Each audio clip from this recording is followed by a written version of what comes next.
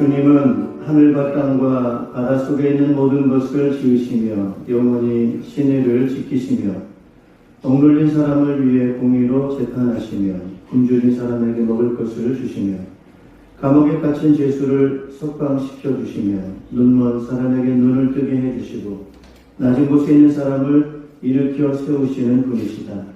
주님은 의인을 사랑하시고 나그네를 지켜주시고 고아와 과부를 도와주시지만 악인의 길은 멸망으로 이끄신다. 시온아, 주님께서 영원히 다스리신다. 나의 하나님께서 대대로 다스리신다. 할렐루야. 아멘. 찬양, 영광, 존귀를 세상 무궁토록 받으시기에 합당하신 우리 하나님 아버지 앞에 감사와 영광을 올려드립니다. 지혜와 능력이 있으셔서 말씀으로 우주 만물을 창조하시고 우리 인생을 지극히 사랑하셔서 형상대로 만드시고 생육하고 번성하는 법 주신 것 감사를 드립니다. 범죄의 하나님을 떠났지만 독생자 예수 그리스도를 통하여 구원해 주시고 자녀 삼으시고 영원한 나라 생명을 상속해 주신 그 크신 사랑을 위하여 감사를 드립니다. 오늘 사랑하는 주의 백성들이 주님 앞에 나와 경배 예배 받으시기 합당하신 우리 성삼위 하나님 앞에 마음과 뜻과 정성을 다해 예배하오니 우리의 예배를 받아 주시옵고 우리의 기도를 들어주시며 주의 능력으로 충만하게 채워주시어서 주님의 기쁨 되게 하시고 주님의 뜻 이루는 주님께 영광 돌리는 주의 백성들 되도록 은총 허락하여 주시옵소서. 예수 그리스도 이름으로 기원하옵나이다. 아멘. 경배 찬양 내 눈 주의 영광을 보내 함께 찬양하겠습니다. Yeah.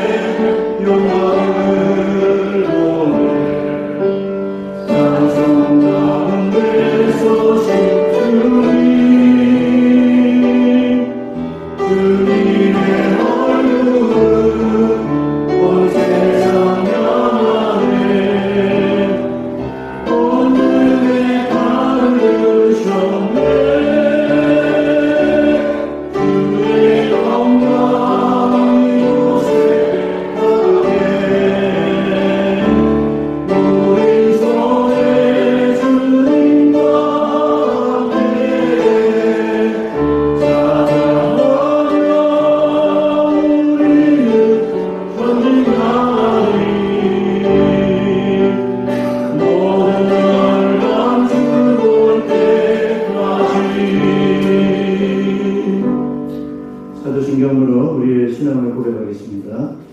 나는 전능하신 아버지 하나님 전지의 정도주를 믿습니다. 나는 그의 유일하신 아들 우리 주 예수 그리스도를 믿습니다.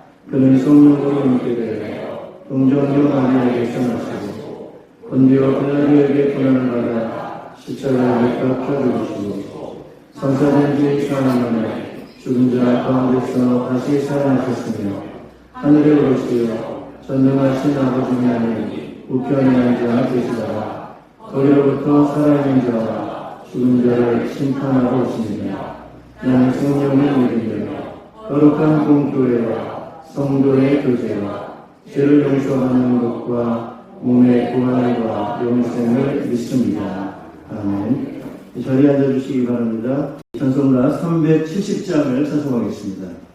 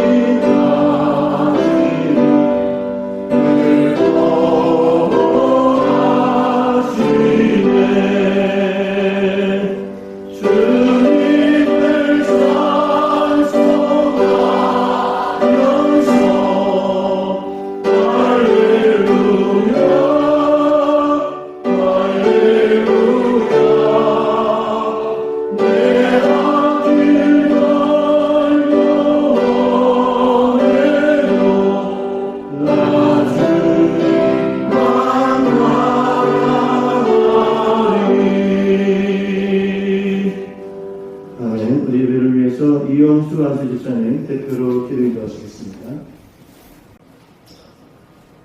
사랑과 은혜가 충만하시어 이 세상 모든 만물을 조화롭게 창조하시고 주일하시는 주 하나님, 이 시간 아버지를 찬양합니다. 덥지도 춥지도 않은 찬란하고 풍성한 이 계절에 주님 전에 나와 예배드림을 허락하시네 감사를 드립니다.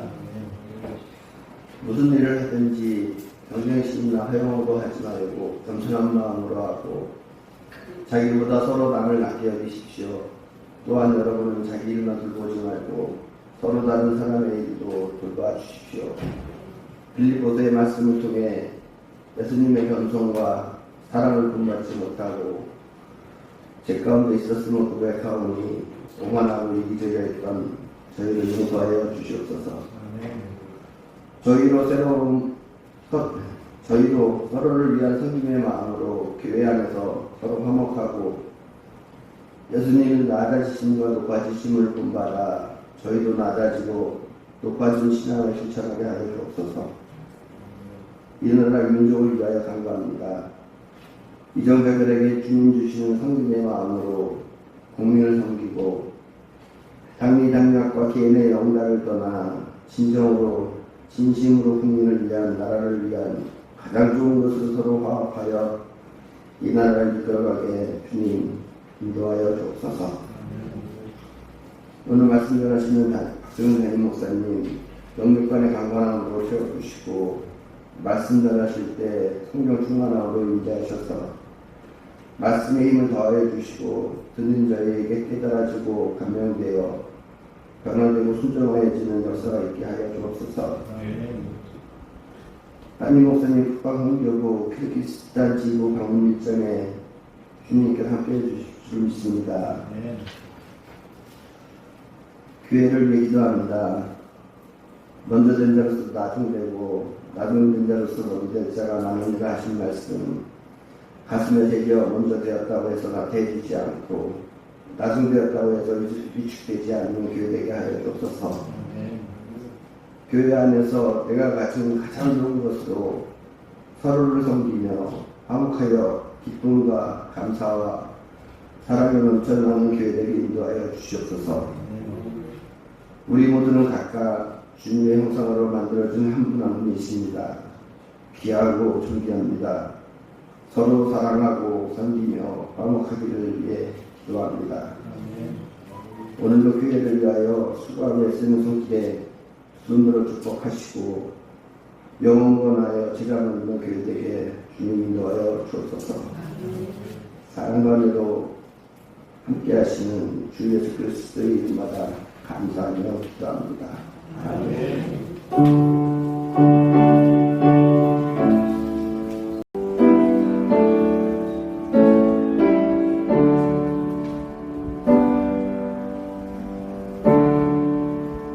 예물 찬양 오직 예수뿐이네 함께 찬양하시면서 준비해서 예물 드리겠습니다.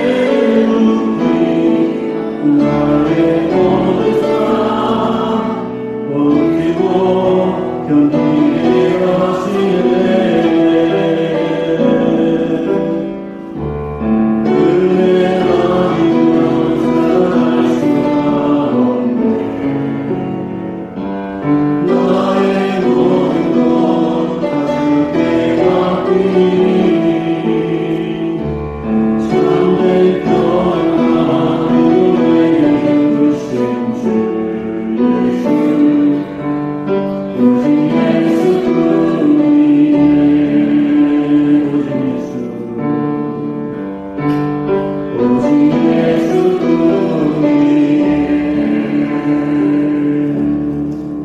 아멘. 우리 하나님 말씀 함께 보시겠습니다. 하나님 말씀은 빌립보서 2장 1절에서 11절 말씀입니다. 네, 오늘 말씀의 제목 예수님의 정신을 본받음이라고 하는 제목으로 말씀을 증거하겠습니다. 우리가 이제 신앙생활을 좀 더 이렇게 은혜롭게 힘있게 할 수 있는 데 있어서 도움이 되는 것은 우리 눈으로 좀 보이는 것이 많은 그런 도움이 됩니다. 그래서 우리 주변에 또 밝고 또 응답이 있고 간증거리가 있고 하는 그런 것들은 우리 주위에서 눈으로 보고 우리 경험하게 된다고 하면 그런 부분들이 신앙생활하는데 많은 힘이 될 수가 있습니다. 그래서 우리가 이 목장 모임이라고 하는 그런 부분들이 그나마 오늘 우리의 그 생활하는 데 있어서 힘이 되고 또 위로가 되고 또 많은 그런 도움이 될 수 있는 부분들이 바로 그런 부분이 될 수가 있습니다. 그래서 그렇게 잘 그렇게 아주 활발하게 교회가 여러 가지 많은 사역도 활발하고 활동도 활발한 그런 부분 보면은 일단 분위기가 상당히 밝습니다. 분위기 밝아요. 목장 분위기도 밝고 성도 간의 만남도 밝고 웃음이 나오고 막 즐겁고 기쁘고 하는 그런 것들이 아주 그런 것들을 우리 경험해 볼 수가 있습니다. 근데 여러분 가끔 여러분들이 이제 그 가정교회 그 평신도 세미나라는 게 있지 않습니까? 그런 데를 가보시고 하시면은 거기서 간증을 좀 들으시게 되거든요. 그래서 목자의 간증 또는 목류의 간증 이런 분들 간증 얘기 이렇게 들어보면 처음부터 그랬느냐 할 때 그렇지 않다는 거예요. 처음에 이 목장을 하게 되면 뭐 처음에는 좀 약간 어느 정도 허니문 기간이라 해가지고 재밌기도 하고 즐겁기도 하고 뭐 그렇지만 얼마 안 지나면은 목장이 굉장히 힘들다는 것을 다 간증 속에 나라는 걸 볼 수가 있습니다. 그래서 목자 목녀 대부분의 분들이 이거 그만해 못하겠다, 너무 힘들다, 난 능력이 없다 이러면서 거의 포기하고 싶어하는 그런 아주 그 슬럼프 쭉 내려가는 과정들을 다 이구동성으로 이야기를 합니다. 그러나 그런 과정에서 그분들이 그 사명을 내려놓지 않고 결국에는 그걸 다시 지속을 해서 헤쳐나가는 그런 과정들을 간증에서 이야기를 하는 얘기를 들어보면 아주 굉장히 은혜가 되고 그런 것들을 볼 수가 있어요. 그래서 이구동성으로 그분들이 그런 어려운데도 불구하고 그냥 기도하고 눈물로 간절히 기도하고 결국 다 목자 목녀들이 손들어요. 하나님 나는 못합니다. 내가 할 수 있는 게 없습니다. 그러면서 누굴 의지하는 거예요? 하나님을 의지하는 거예요. 예수님을 의지하고 예수님이 도와주지 않으시면 나는 아무것도 할 수가 없습니다. 하나님. 이러면서 간절히 눈물로 자기는 다 한 거예요. 나는 할 수 없습니다. 나는 힘도 없고 능력도 없고 아무것도 없습니다. 전에는 좀 할 줄 알았는데 그러면서 정말 항복하고 하나님께 다 맡기고 도와달라고 간절히 기도하는 가운데 조금씩 신경의 응답이라는 것이 생기면서 힘을 얻는 거예요. 거기서. 그러면서 막 힘을 얻고 하다가 이제 자기가 정말 믿음이 생기고 사명도 굳건하게 생기고 이제 전에는 조그마한 문제가 생기면 걱정하고 염려했는데 간이 커진 거예요. 간이 막 크게 커져가지고 이제 조그마한 문제 있어도 뭐 그냥 다 걱정 안 하고 넘어가게 되고 좀 누군가가 막 힘들게 해도 그런가 보다 하고 그냥 넘어가고 그래서 간이 커지고 막 이러면서 그러면서 이제 드디어 목녀다운 목자가 되는 거예요. 목자 목녀다운 다른 말로 말하면 이제 영적으로 부모가 되는 거예요. 부모가 집안 분위기를 누가 이끌어가야 됩니까? 부모가 이끌어가야죠.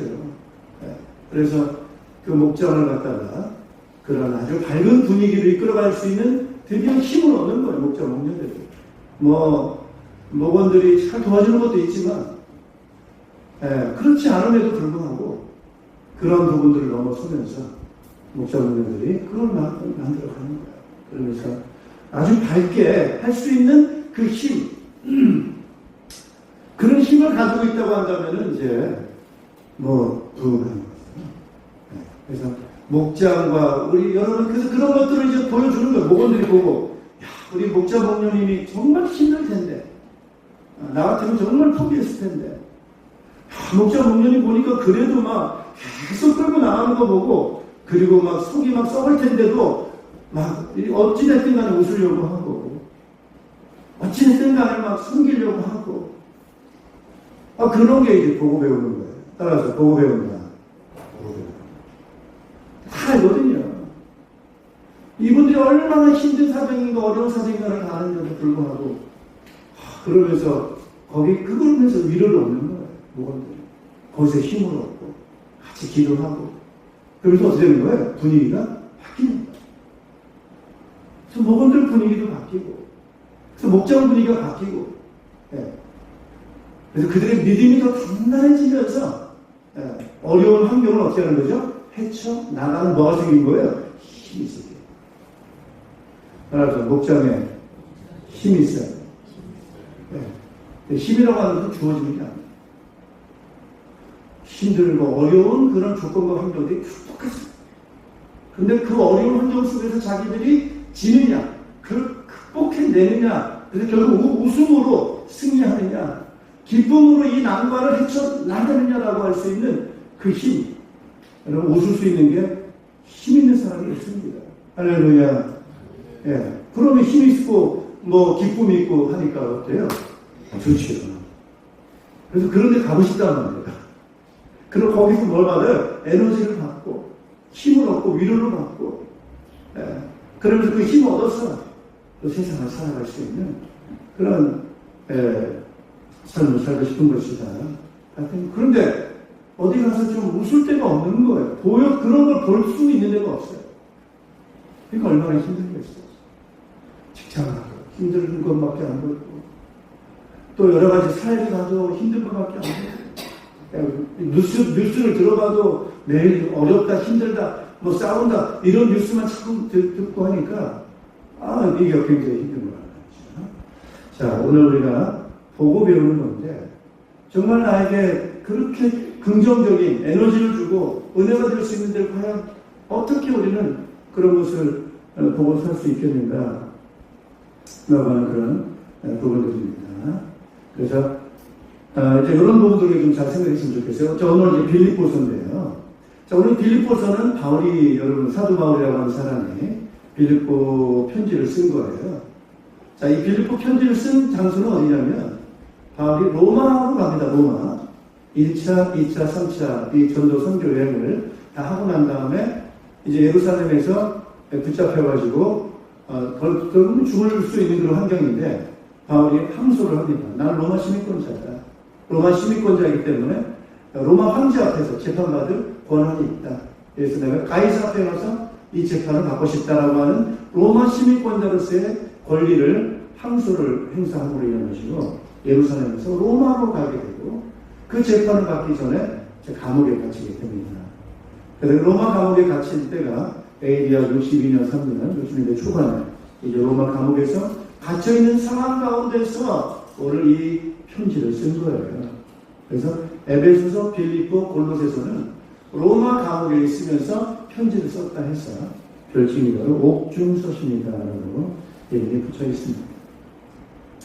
자, 바울이 감옥에 갇혀있는 상황에서 있으니까 어때요, 여러분? 얼마나 힘들고 참 어렵겠습니까? 갇혀있는 그런 상황이니까요. 그런데 오늘 사도 바울은 오늘 갇혀있는 그런 상황인데도 불구하고 그렇게 말을 하잖아요. 빌립보서 4장 4절에 그렇게 말합니다. 우리 한번 찾아보겠습니다. 빌립보서 4장 4절을 같이 한번 읽어보겠습니다. 주님 안에서 항상 기뻐하십시오. 다시 말합니다. 기뻐하십시오. 할렐루야. 감옥에 갇혀있는데 뭐가 그렇게 기뻐할 게 있겠습니까? 눈에 보이는 게 다 죄수들인데 환경이 감옥인데 그리고 얼마나 어려운 환경이겠습니까만은 그럼에도 불구하고 바울은 기뻐하라고 하는 그런 고백을 할 수 있다고 하는 것입니다. 자, 이런 부분에서 몸은 비록 갇혀 있어요. 그러나 마음은 갇혀있지 않았다. 그 바울의 정신은 갇혀있지 않았다. 그래서 몸은 갇혀있을 수 있지만 마음과 정신은 가둘 수 없어요. 이런 모습들을 우리가 함께 볼 수가 있습니다. 여러분, 진짜 힘든 거는 마음이 갇혀있을 때, 묶여있을 때, 그게 좀 힘든 것 같아요. 마음이 어딘가에 묶여있다라고 하면 답답하죠. 그래서 마음이 막 힘들고 답답하고 막 눌리고, 이게 정말 힘들어요. 물론 몸도 갇혀있다고 한다면 그것도 어려운 건 아니지만, 더 힘들게 하는 것은 우리 마음이 확 막혀 있어가지고, 한 그런 마음과 상태를 갖고 있다고 한다면, 그게 더 힘들 수가 있거든요. 그래서 비록 몸은 갇혀있다 할지라도, 마음은 자유롭고 하다고 한다면, 그 어려운 몸에 갇혀있음을 극복해 나갈 수가 있어요. 할렐루야. 극복해 나갈 수가 있어요. 그래서 많은 사람들이 왜 자꾸 정말 생명을 버리고 자살을 합니까?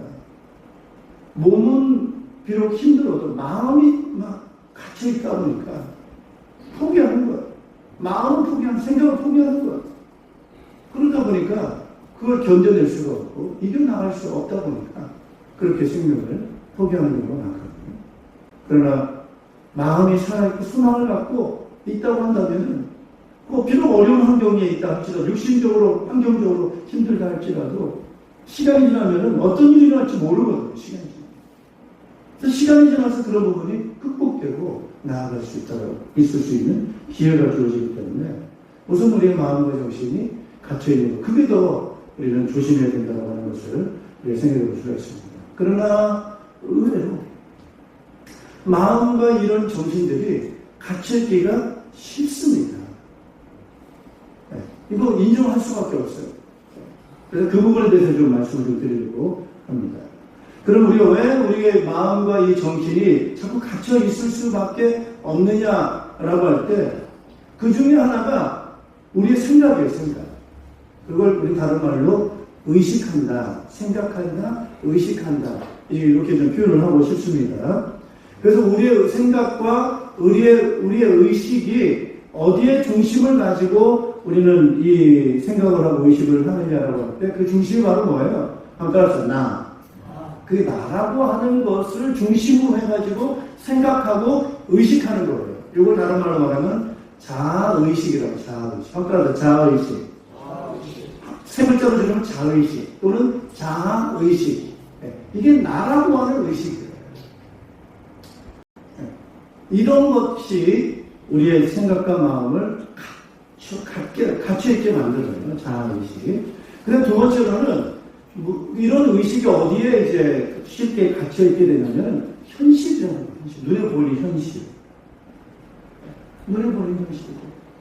이런 것에 우리를 마음과 생각을 가두는 그런 부분이 있기 때문에 그렇습니다. 세 번째로는 내가 그 육신과 현실을 중심으로 한 내 욕망, 이런 것들이 우리를 가두는 역할을 합니다. 그러니까 어때요, 여러분? 사람이 자아의식 없이 살아가는 사람이 있습니까? 다 자기라고 하는 의식을 가지고 살아가요.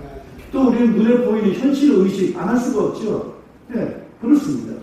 그리고 눈에 보이고 내 자아라고 하는 것이 있기 때문에 거기에 따른 자연스러운 욕망이라는 것을 당연히 갖기 마련입니다. 예.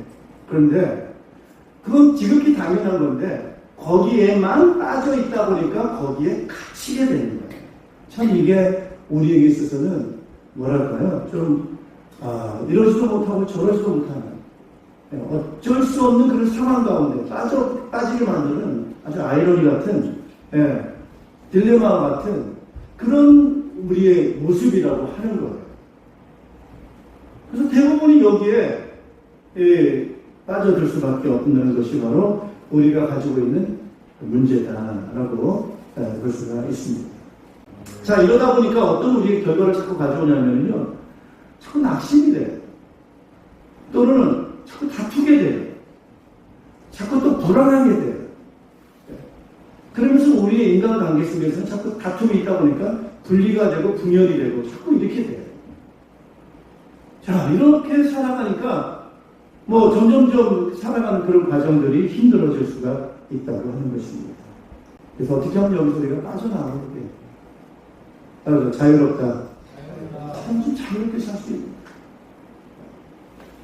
그리고 사람들이 모이게 되다 보면 처음은 좋은데 시간이 지날수록 인간관계가 어떻습니까? 자꾸 시들어져요. 자꾸 뭐가 생깁니까? 갈등이라는 게 생겨요. 그래서 이 갈등이라는 것이 가정도 그래요. 부부간도 그래요. 뭐 처음에 좀 좋다가 조금 더 시간 점점 좀 지나고 나면 갈등을 피할 수 없는 것이 사람들 둘 이상 모이는 모두 모이면 피할 수 없는 게 갈등이라는 거예요. 그래서 그 갈등을 해결하지 못하면 이제 그 공동체는 어떻게 되는 거예요? 점점 약화되는 거죠. 그리고 헤어지고 나뉘어지고 쪼개지고 뭐 이게 끝이에요. 결국 이런 게 끝이에요. 그러나 이런 갈등들을 잘 풀어나간다고 한다면 그 공동체는 아주 재밌고 힘있는 그런 공동체로 바뀌어지게 되는 거예요. 그러나 어떻게 이 갈등을 해결할 것인가라고 하는 그런 답이 우리는 찾아야 되는 거죠. 자, 그래서 이 자아의식, 현실의식, 내가 가지고 있는 욕망이라고 하는 것을 거기에 묶여서 갇혀서 우리 다 같이 살아가다 보니까 뭐 이와 같은 그런 어려움들이 생기는데 여기서 한 분이 우리에게 나오게 되는 거예요. 그분이 바로 예수님입니다. 저는 이 사도 바울이라고 하는 사람을 기억을 하면서 이 사도 바울이라는 사람이 인생이 확 바뀌었어요. 그 바뀐 시점이 바로 어떤 거냐면 바로 예수님입니다. 예수님을 만나고 나서 이 바울은 완전히 바뀐, 정말 그야말로 우리가 쉽게 말하면 다시 태어난 사람이 되어버렸어요. 거듭난 사람이 됐어요. 예수님이 어떤 모습이 그렇게 만들었는가라고 하는 거, 핵심적인 그런 내용들이 뭐였습니까? 예수님이 가지고 있던 그 의식, 그게 좀 다르단 말이에요. 예수님이 가지고 계신 그 의식, 자기 자아라고 하는 의식하고 일반 사람들이 가지고 있는 그 자아의식이라고 하는 게 달랐어요. 그래서 예수님이 가지고 계신 그 의식은 어떤 의식을 가지고 있었느냐라고 하는 그런 부분입니다. 우리 2장 6절 같이 한번 읽어보겠습니다. 빌립보서 2장 6절을 같이 한번 읽어보겠습니다. 자, 사도 바울은 오늘 빌립보서 2장을 6절을 통해서 이제 빌립보 교회를 얘기해요. 자, 이 빌립보 교회는 이제 바울이 전도를 해서 세운 교회입니다. 오늘날 이 빌립보라고 하는 지명은 그리스 지명입니다. 그리스. 그래서 사도행전 16장에 그리스 지역 가서 복음을 전하다가 처음에 빌립보 지역에 전도한 사람이 누구였죠? 루디아라는 것이죠. 루디아의 집에서 이 빌립보 교회가 개척이 되어졌고, 빌립보서 16장 30절 부분을 보면은 감옥에 갇혀 있다가 거기서 빠져나올 때 그 빌립보 감옥의 간수가 세례받잖아요. 옥문이 열리고 막 그런 역사를 하잖아요. 그래서 빌립보 감옥을 시켰던 그 간수가 바울에게 찾아와서 형제들아 우리 어떻게 해야 구원 얻겠냐? 이렇게 얘기를 하니까 바울이 주 예수를 믿으라. 그러면 너는 이제 구원 얻는다. 이래가지고 그와 그 모든 집안에 있는 사람들이 다 세례받았어요. 뭐 그 사람들은 빌립보 교인 된 거죠. 누구랑 연결되는 거야? 루디아와 연결됐겠죠. 그래가지고 아무튼 빌립보 교회가 세워졌는데 교회 내에 뭐가 있어? 갈등이 있는 거죠. 그래가지고 리더십의 갈등이 있는 거예요. 그게 바로 유오디아. 이 사람을 성경은 루디아라고 합니다. 그 다음에 순두계. 여성들이에요. 이분들이 아마 빌립보 교회의 리더격에 속하는 사람들인데 이분들이랑 갈등이 있었군요. 그러면서 여기에 이제 복음을 전하면서 바울이 그런 얘기를 하고 예수님의 정신을 본받아라 이렇게 얘기를 하면서 예수님과는 어떤 의식을 가졌는가 이제 이 부분을 소개를 해주고 있는데 이게 빌립보서 2장 6절입니다. 같이 한번 우리 읽어보시겠습니다. 그런 하나님의 모습을 지니셨으나 하나님과 동등함을 당연하게 생각하지 않으시고 7절을 읽겠습니다. 오히려 자기를 비워서 종의 모습을 취하시고 사람과 같이 되셨습니다. 그는 사람의 모양으로 나타나셨습니다. 자, 그렇게 예수님의 의식 가운데는 자기가 누구예요? 하나님과 같은 본성을 가진 의식을 갖고 계신 거예요. 하나님에 대한 의식이에요. 사람이 갖고 있는 그 의식하고 다르죠. 하나님과 하나님 아버지와 하나님에 대한 그런 의식을 예수님께서 가지고 계신다는 거죠. 그리고 현실에 대한 의식 역시도 그렇죠? 눈에 보이는 그런 현실만을 가지고 있는 의식이 아니고 눈에 보이지 않는 하나님 나라 그 영적인 세계 거기에 대한 의식을 가지고 계시는 것입니다. 그러면서 예수님이 가지고 계신 그런 이 욕망 역시도 좀 다르죠. 우리가 갖고 있는 뭔가 소유하려고 하고 자기중심적인 그런 의식을 가지고 있지 않고 예수님께서 가지신 의식은 다 어떤 의식이었어요? 그냥 비운 거예요. 자, 그런 의식을 가지고 살았는데 과연 그런 예수님은 우리가 볼 때는 어떻게 보면은 저분 좀 이상한데 아니 어떻게 자기를 비우고 욕심도 내려놓고 다 비우고 저렇게 살아갈 수가 있나? 뭐 이런 생각을 할 수가 있어요. 그러다 보니까 예수님이 죽으셨다는 거예요. 그러니까 여러분 이게 얼마나 참 바보 같은 짓이에요. 그 젊은 나이에 십자가에서 그렇게 죽으니까 일반 사람들이 보면은 그 인생은 실패한 인생이죠. 그리고 바보 같은 인생이에요. 어리석은 사람이에요. 일반 사람들이 가진 의식으로 예수님을 바라볼 때 그렇게 생각할 수밖에 없었던 거예요. 그런데 그 예수님께서 죽으시고 무덤에 장사 지내고 난 다음에 그걸로 인생 마친 것이 아니라 다시 부활하신 거죠. 자, 이걸 가장 목격한 사람들이 누구예요? 제자들이 따라서 보았다. 제자들이 목격을 하다. 자, 이 목격자 가운데 그런 부활하신 예수를 만난 사람 가운데 한 사람이 바로 누구예요? 오늘 이 빌립보를 기록한 바울이라는 사람. 자, 제자들이 예수님의 부활하신 예수님을 봤을 때 너무나도 신비로운 것, 부활하신 몸, 영광스러운 몸, 더 이상 이제는 죽음을 이기신 몸, 또 얼마나 힘있고 능력 있는 그런 몸인 거예요. 그런 몸이, 그죠? 그러면서 그 예수님의 몸이라고 하는 것은 더 이상 죽음이 그를 묶어놓을 수 없는 자유로운, 영광스러운 그런 몸으로 예수님께서 그런 몸을 가지시게 된 것입니다. 그리고 내세와 영생이라고 하는, 영원함이라고 하는 그러한 부분들을 예수님께서 보여주셨고 제자들이 그것을 목격을 하게 된 것입니다. 자, 여기서 의식의 전환이 생겨요. 그래서 예수님의 어떤 그 의식을 예수님이 가지고 계셨던 그 모습에 대한 이제는 믿음이 생기고 신뢰가 생기고 그걸 받아들이게 된 거예요. 그래서 제자들이 드디어 예수님은 정말 그리스도로 하나님의 아들로 이제 인정하고 그것을 진정으로 받아들이게 되는 그런 삶으로 제자들이 바뀌게 됩니다. 여기서 뭐가 생긴 거예요? 따라합시다. 의식의 대전환이 생긴 거예요. 어마어마한 의식의 전환이 생긴 거예요.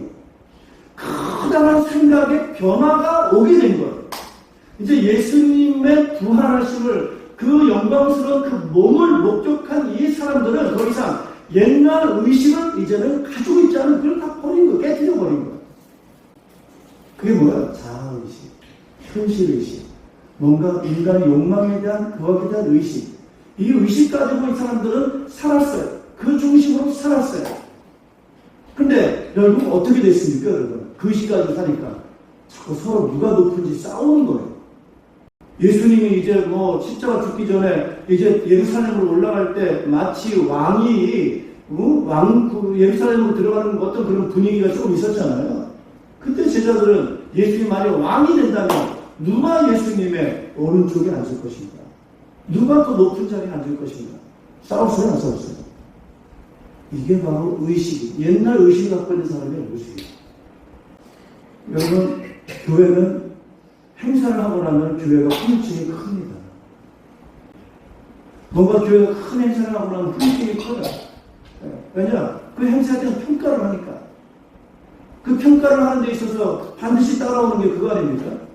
농공 행상이라고 누가 공을 더 많이 세웠나? 누가 더 잘했나? 누가 더 못했나? 이런 거 가지고 후유증이 생기는 거예요. 서로 다툼이 생기고 시기가 생기고 싸움. 이게 이런 모습이죠. 그것이 바로 뭐예요? 자아의식, 현실의식, 욕망의식, 어떤 이런 의식을 갖고 있는 그 사람들의 모임에는 이런 쪽으로 갈 수밖에 없어요. 자꾸 감동을과 싸울 수밖에 없어요. 농공행상 가지고 다투게 되고 이러면서 서로 시비하고 다투고 이렇게 되는 그러다 보니까 아주 어려운 거죠. 자, 이런 이제 의식인데, 오늘 예수님이 가지고 계신 그런 부분들은 완전히 그런 의식과는 정반대되는 그런 의식인 거예요. 그래서 여기서 전환이 생긴 거예요. 제자들의 의식의 전환입니다. 그러니까 뭘 버려야 돼요? 자아의식을 버리고 누굴 이제 의식하게 되는 거예요? 예수님을 따라. 예수님 따라가야 되겠다. 예수님을 붙여놔야 되겠다. 예수님을 본받아야 되겠다. 정말 예수님이 우리에게는 구원자시구나. 예. 어떻게 자아의식을 버릴 수가 있습니까? 나를 버린다라고 하는 것은 이건 있을 수 없는 일이에요. 그래서 제가 볼 때는 자아의식을 버리게 되면 어디로 가야 되느냐? 저는 산으로 가야 된다고 봅니다. 혼자 살아요. 그래서 불교 이론이 결국 자아의식을 버려라. 무아지경의 세계로 들어가라. 자아의 모든 식착을 다 버려라. 그러면서 속세를 떠나서 저 산속에 깊은 산속에 들어가서 산다라고 했을 때 물어봐야 됩니다. 그게 무슨 의미냐? 그게 무슨 의미냐? 생각해봐요. 그렇지 않고서는 어떻게 자아를 버리느냐? 여기에 대한 답을 가지고 있지 못해요. 근데 오늘 우리는 자아를 갖자니 거기에 갇혀 있게 되고, 자아를 버리자니 버릴 수 없는 구조적 한계를 갖고 있고, 설사 버린다 하더라도 그 자아 수단으로 답이 없는 거예요. 무의미한 거예요. 허무한 거예요.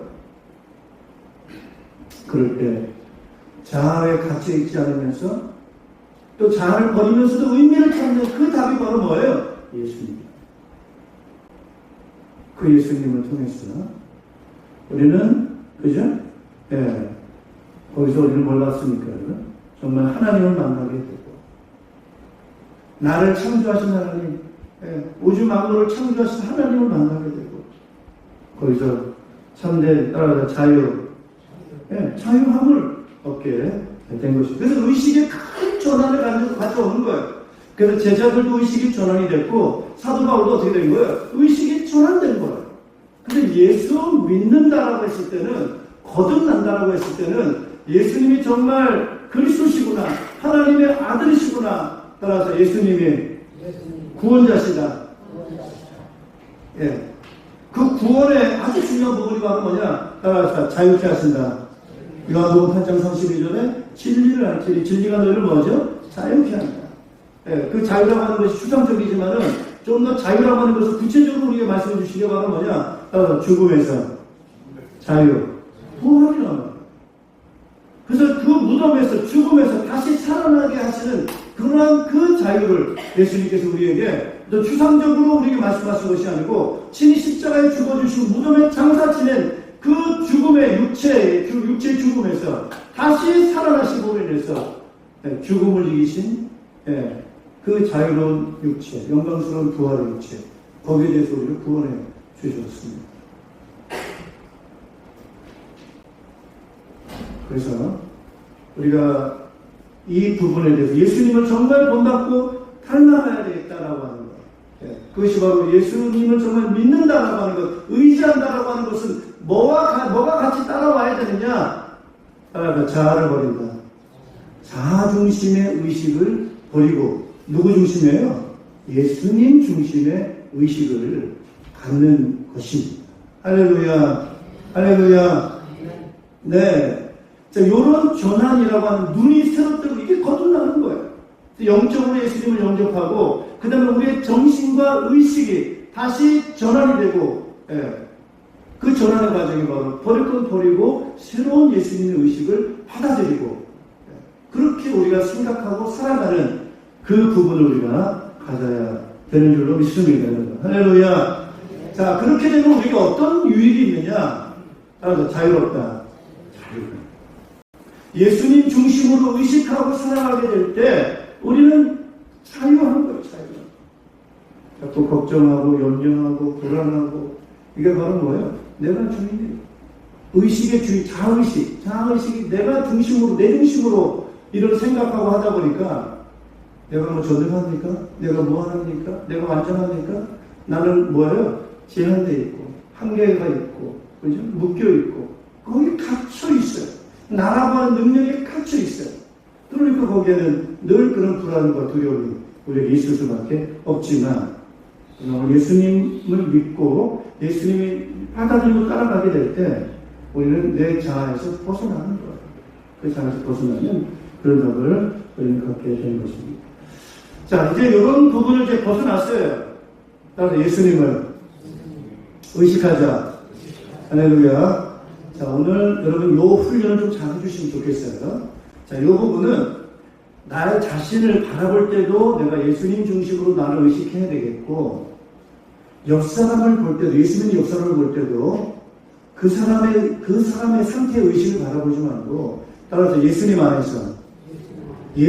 안에서 그 사람을 바라봐요. 서로를 바라볼 때.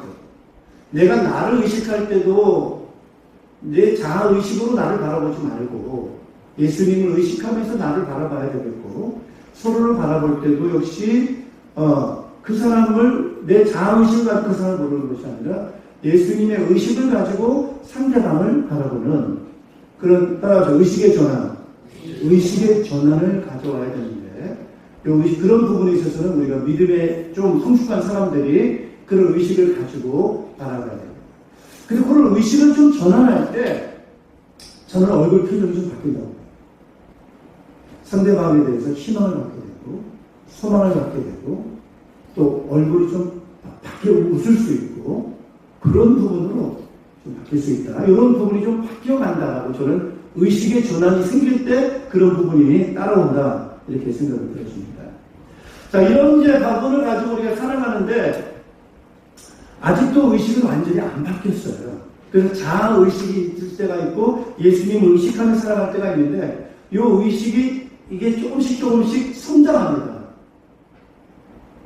생각도 성장을 합니다.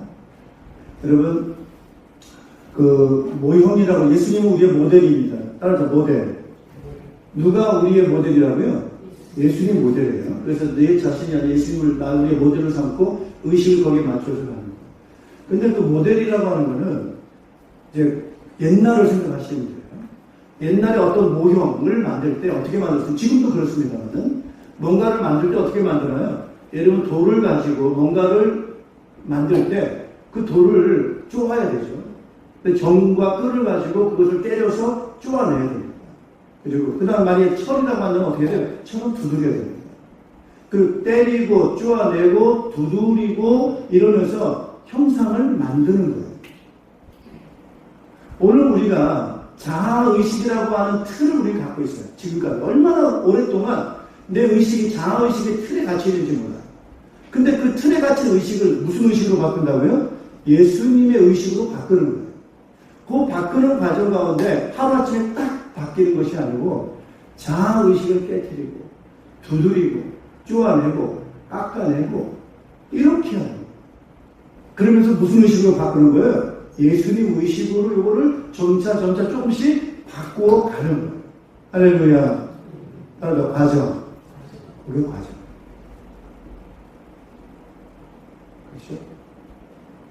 석공이 또는 목공이 뭔가를 가지고 계속 쪼아내고 깎아내고 다듬고 두드리고 깨해서 옛 것은 죽이고 새로운 작품을 만들어내는 과정입니다. 그래서 그 모형, 모델, 요거의 원래 그 단어에는 이런 뜻도 있어요. 따로 죽인다. 쳐서 죽이는 거. 뭐예요? 옛 것을 죽이고 뭘 만들어요? 새 것을 만들어요. 요게 훈련이 필요한 겁니다. 그래서 오늘 빌립보 교회 안에 시기와 경쟁 다툼. 저는 빌립보 교회의 문제가 아니라고 봐요. 에베소 교회는 이런 게 없습니까? 고린도 교회는 이런 게 없습니까? 네, 다 있어요. 이게 유오디아와 순두개만의 문제입니까? 저의 문제가 아니에요. 이게 우리의 문제라는 거예요. 그래서 저는 이것은 누구에게나 다 있는 과정이다. 그런 얼마만큼 잘 다듬어 가느냐는 과정을 잘 밟고 거기 도망가지 않고 그냥 그걸 잘 깎여내고 다듬어지고 인내하면서 예수님의 의식으로 이걸 만들어 가느냐 이게 이제 관건인 그런 부분이에요. 그래서 다 그렇습니다. 시기가 있죠. 뭐가 남아있는 거예요? 자아의식이 있어요. 이기심이 있어요. 이게 하루아침에 없어지는 게 아니에요. 그래서 그 과정 가운데는 그러기 때문에 다투는 거예요. 다툼 없는 교회가 있습니까? 그럼 벌써 거기는 천국이죠. 이미 완성됐죠. 우리는 완성이 아니라 과정이에요, 과정. 진행되는 과정이에요. 그래서 목장이 어렵다. 당연한 거예요. 뭐 능력 있는 사람이 목장하면 아무 문제 없어요. 아닙니다. 우리는 다 같이 이와 같은 자아의식과 현실의식과 욕망의식이라고 하는 것을 갖고 지금까지 20년, 50년, 70년 평생을 가지고 살았어요. 근데 이 의식을 예수님의 의식으로 만들어가려고 하니까 그걸 어떻게 해야 됩니까? 알았다. 보고 배운다. 그래서 이걸 보여주는 거예요. 그래서 내 자아의식을 깨뜨리고 목자 목녀가 그래서 어려운 거예요. 왜? 뭐가 어려워요? 나도 사람인데, 나도 자존심이 있는데, 나도 욕망이라는 게 있는데, 나도 현실이라는 게 있고 삶이라는 게 있는데 나보고 어쩌라는 거야. 뭐 이런 어떤 것들이 있을 수 있는 거예요. 그러나 우리는 지금 계속 거기에 머물러 있으면 우리는 거기에 갇히게 됩니다. 거기 성장이 없어요. 예수님의 의식으로 가야만 자유가 성장하고, 생명이 성장하고, 거기에 능력이 자라게 되고, 공동체가 활성화되고, 부흥이라고 하는 것이 있게 되는데, 뭐 자꾸 자아의식에만 고집하고 거기에 묶여있으면 더 이상 성장은 할 수가 없이 박스 안에 딱 갇혀있게 돼요. 여러분 아시죠? 성장하지 않은 상태를 확 있는 사람. 그러다가 주님 만나면 얼마나 힘들겠어요. 알았죠? 성장하잖아. 예. 그래서 그런 자아의식, 그럼 어떻게 이걸 깨뜨리고 예수님을 닮아가느냐? 산에 혼자 있어가지고 되는 게 아니에요. 알았죠? 공동체. 공동체 안에서 자아를 보여요. 결혼생활, 자아를 버려야 돼요. 교회생활, 자아를 버려야 돼요. 거기서 깨지는 거예요. 거기서 다듬어지는 거예요. 거기서 좁아지는 거예요. 나는 그래서 사도 바울은 그렇게 말합니다. 나는 날마다 죽는다. 이렇게 표현합니다. 예수님도 그렇게 고백합니다. 아무든지 나를 따라오려면, 나를 본받으려면 첫째 해야 될 일이 바로 뭐예요? 자기를 부인해요. 자아를 부인하는 거예요. 그 틀을 깨라는 거예요. 자, 요 과정이 그죠? 내가 예수님으로 닮아가고 내 자아의식을 버리고 예수님의 의식으로 닮아가는 그 과정은 교회라고, 예수 믿는 교회라고 하는 목장이라고 하는 공동체 안에서 그것이 다듬어지고 만들어지면서 점점 예수님을 닮아가면서 나는 자유로워져요. 자유라는 게 바로 뭐냐? 누구든지 만날 수가 있어요. 나는 저 사람 미운 사람 때문에 못 가. 이게 벌써 갇혀있는 거예요. 난 저 사람 도저히 용서 못해. 이게 자기가 갇혀있는 거예요. 차단되고 갇혀있어요. 그러나 점점 예수님을 닮아가면은 내 자아를 버리고 예수님의 의식을 가지고 살아가는 거죠. 그래서 그 상대방을 볼 때, 그래, 얼마나 힘들겠나. 이해가 되고, 얼마나 어렵겠나. 그런 것도 이제 눈에 떠지게 되고, 저 사람이 정말 자유하려면 예수님을 만나야 될 텐데, 라는 생각이 들고, 그럼 예수님을 만나게 하는 그 자유를 어떻게 보여주지? 내가 그 역할을 좀 하도록 예수님께서 부탁하신다고 한다면, 나를 만날 때 그 사람이 좀 자유로우면 좋겠다. 나를 통해서 그 사람이 좀 힘을 얻었으면 좋겠다. 라고 하는 그런 마음으로 이렇게 바뀌어지게 되는 거. 그러면서 자기도 알거든요. 내가 너무 뭐가 났지. 내가 너무 강하지. 내가 이것 때문에 그동안에 너무 힘들었지. 그래서 자기도 좀 깎아지게 되고. 뭐 이러면서 이제 그런 과정들을 갖게 돼요. 자, 사역자 간의 갈등. 이게 다 그런 게 남아있어서 그래요. 허영심. 그 허영심이라고 하는 것이 내가 더 영광스럽게 된다라고 하는 것, 내가 더 낫다라는 것, 우월하다라고 하는 그 근거가 얼마나 의미 없는 거냐. 순간에 그것이 다 사라지고 말 수밖에 없는 헛된 근거의 영광을 찾는 그런 마음이라고 하는 거죠. 그것이 얼마나 잘했습니다. 자기 이익에 관심이 있는 어떤 그런 부분들이나 이와 같은 의식 속에서 남아있다고 하는 겁니다. 그래서 예수님의 정신을 본받고 자기를 부인하는 그런 정신을 가지고 살아갈 때 따라합시다. 묶이지 않는다. 여러분, 자유하시기를 축복합니다. 할렐루야. 자유롭고 싶으세요? 갇혀 살고 싶으세요? 자유롭고 싶죠. 교회 가도 자유롭고, 정말 내가 볼 때 불편한 사람 없고, 누굴 만나도 그래요. 다 같이 악수할 수 있고, 서로 만날 수 얼마나 편해요. 어떤 모임에 가도 꼭 미운 사람 있으면 불편해. 가기가 싫어요. 그럼 어디에 있어야 돼? 혼자 집에 있어야 돼. 혼자 집에 있는 게 얼마나 힘듭니까? 이리저리 두루두루 사람 만나면서 자유롭게 살 수 있는 그런 자유가 바로 자아의식을 가지고 예수님 의식을 강조해야 됩니다. 그러면서 겸손과 순종의 훈련이 우리에게 필요한 줄로 믿습니다, 여러분. 그러면서 구원을 향해 완성해가는 예수님의 그 의식을 향해 닮아가는 그러한 누구든지 꼭 거쳐야 되는 그런 필수 과정이 바로 이와 같은 그런 과정이라는 것을 말씀을 드립니다. 그래서 제가 좀 부탁을 드립니다. 따라서 목장 생활, 이거 보면 안 돼요. 목장 생활 어떻게 잘 하는 요거 하면 이제 목장이 갈수록 밝아져요. 그리고 목장이 이런저런 싸움과 갈등 다 겪으셔야 돼요. 그 과정 다 겪으시면서 하셔야 돼요. 그러면서 그거를 소화해내고 이겨내고 억지로 참으면 안 됩니다. 병생입니다. 그거를 예수님의 의식으로 어떻게 하면 나를 깎아낼 것인가, 전환해 갈 것인가. 그러면 기도를 해야 돼요. 주님을 자꾸 바라봐야 돼요.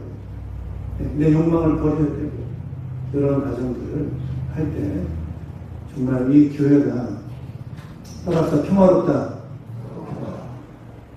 따라서 자유롭다. 실수해도 큰 문제 되지 않아요. 단점이 있어도 괜찮아요. 서로 간에 이제 이런 부분들을 다 극복해 가면서 진정한 그런 자유, 평화로, 쉼이 있고, 그러면서 사랑이 있고, 따라서 예수 안에서 한 몸이다.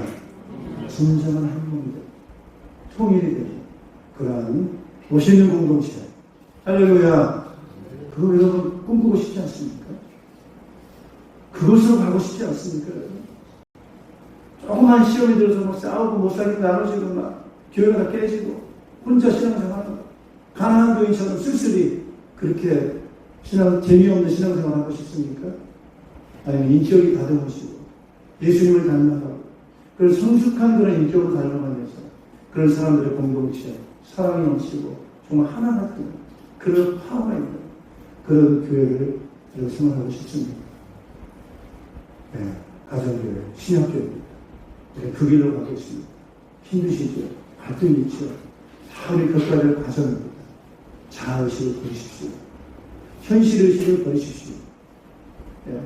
그리고 욕망을 버리고 예수님의 의식을 받아들이시고 그 부분으로 다시 전환하시고 조정하는 끊임없는 자기를 다듬고 만들어가는 저와 여러분 되셔서 주님 원하시는 그러한 행복, 그러한 자유, 그러한 공동체, 축복이 넘치는 우리 목장으로 있게 되기를 주님 이름으로 축복합니다. 기도하겠습니다. 우리 사랑하는 교회를 축복해 주시고 하나님께서 그리고 주님 원하시는 신약교회, 주님이 원하시는 그 교회, 사랑이 있는 교회, 예수님으로 인해서 갈등을 조정할 수 있는 교회, 자아를 부인할 수 있는 공동체, 서로를 존중할 수 있는 겸손한 그러한 공동체, 하나님 그런 교회를 세우기로 하셔서 아버지 우리를 세워주셨사오니 저희도 그 교회, 그런 교회를 우리가 꿈꾸고 달려가고 있는 가운데 있습니다. 또한 우리가 가정 가운데 있습니다. 그런데 우리는 아픕니다. 너무 힘이 듭니다. 그 원인과 이유가 어디에 있는지 때로는 모르고 거기에 대한 회사를 내 자신에게 찾기보다는 다른 데서 찾을 때가 너무나도 많습니다. 그래서 더 이상 앞으로 한 발짝도 나아갈 수 없는 것처럼 갇혀 있어서 머물러 있는 것처럼 우리가 볼 때가 많습니다. 주여 우리에게 은혜를 베풀어 주시옵소서. 자유케 하여 주시옵소서. 묶이지 않게 도와주시옵소서. 진리를 알지니 진리가 너를 자유케 하신다 하신다는데 교회가 또다시 우리에게 감옥처럼 묶인 것처럼 느껴졌어야 되겠습니까? 목장이 또다시 우리에게 부담이 됐어야 되겠습니까? 목장을 통해서, 교회를 통해서 점점 자유가 풍성해져야 되겠고, 이해가 넓어져야 되겠고, 주님의 그 주신 진정한 기쁨이 맛보아져야 되는 것이 바로 교회고 목장이어야 되는데, 무엇이 우리를 힘들게 하고 있습니까? 우리의 자아가, 우리의 욕심이, 우리의 욕망이 우리를 붙잡고 있지 않습니까? 주역의 눈을 열어 주시어서 여기서 자유로울 수 있도록 믿음을 더하여 주시고, 믿음의 주여 온전케 하시는 예수님을 집중할 수 있도록 인도해 주시옵소서.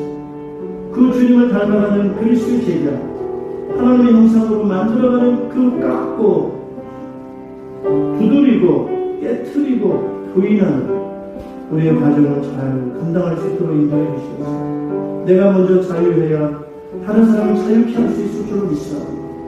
더 이상 나를 묶고 있는 것, 나를 제한하는 그런 부분에서 믿음으로, 예수 이름으로 하나님 자유케 도와주시어서 내 마음에 평안이 있게 하시고, 자유 안에 여유가 있게 하시고, 기쁨이 넘칠 수 있는 힘을 허락하여 주시어서 자유케 하라고 하는, 예수 이름으로 남을 자유케 하라고 하는 그 사역을 저희들 잘 감당할 수 있도록 인도해 주셔서 섬김의 사역을 감당하게 도와주시고, 사랑으로 희생하는 그런 사역, 자기를 부인하는 그런 헌신적 사역을 잘 감당하시고, 주님 원하시는 그런 교회 잘 세워서 잘 충성된 종이라는 주님의 칭찬을 모두가 듣는 우리 목자 목녀분들, 우리 모든 성도님들도 직분자들 되도록 주님 축복하여 주시옵소서.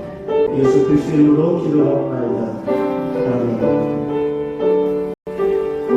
다 같이 일어나셔서 찬송가 434장 우리 찬송가 부르시면 1절 2절 부르시면 축도를 드릴 수 있습니다.